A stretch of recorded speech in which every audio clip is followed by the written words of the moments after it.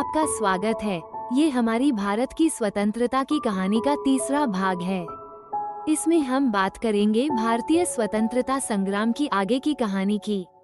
तो सबसे पहले चंपारण के सत्याग्रह की प्रभाविता के बाद धीरे धीरे गांधी जी पूरे भारत में सक्रिय हो गए। उसके बाद उन्होंने अंग्रेजों के खिलाफ और भी संघर्ष किए। इसके अलावा कुछ और कांग्रेस के नेता भी अंग्रेजों के खिलाफ कुछ न कुछ करते रहते थे। इस कारण तंग आकर अंग्रेज एक एक्ट लेकर आए जिसका नाम था रॉलेट एक्ट।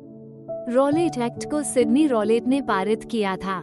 यह एक्ट सन 1919 में पारित हुआ, जिसके अनुसार किसी भी भारतीय को बिना किसी कानूनी कार्रवाई के सीधे 2 साल के लिए जेल में डाला जा सकता था। इसके खिलाफ 13 अप्रैल 1919 को जलियांवाला बाग में एक सभा रखी गई। उससे पहले जनरल डायर ने धोखे से गांधी जी को गिरफ्तार कर लिया और मार्शल लॉ लागू कर दिया। लेकिन फिर भी 13 अप्रैल 1919 को जलियांवाला बाग में सभा हुई।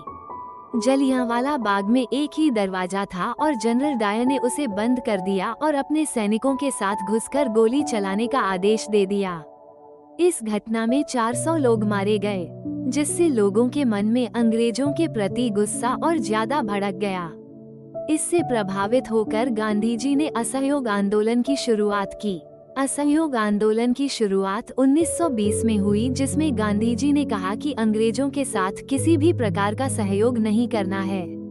उनकी दी हुई नौकरियां छोड़ दो और खुद वस्त्र बनाओ और अंग्रेजी स्कूलों का बहिष्कार करो। इसके लिए उस समय कई सारे स्कूलों का निर्माण हुआ और लोग अंग्रेजों के बनाए हुए स्कूलों की जगह असहयोग आंदोलन द्वारा बनाए गए स्कूलों में जाने लगे। धीरे धीरे करके असहयोग आंदोलन भारत में फैल गया, जिसमें गांधी जी ने कहा कि अंग्रेजों द्वारा लाई गई वस्तुओं का बहिष्कार करो और हम चरखा चलाकर खुद अपनी वस्त्र बनाएं।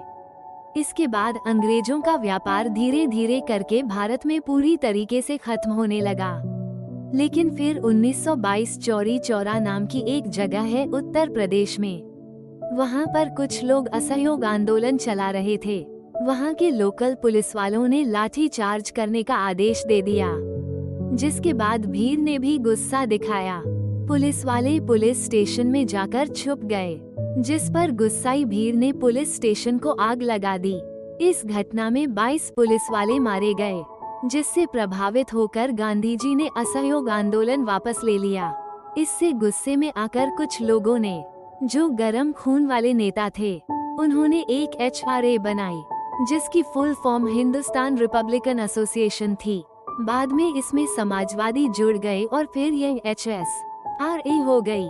वीडियो को लाइक और सब्सक्राइब करें।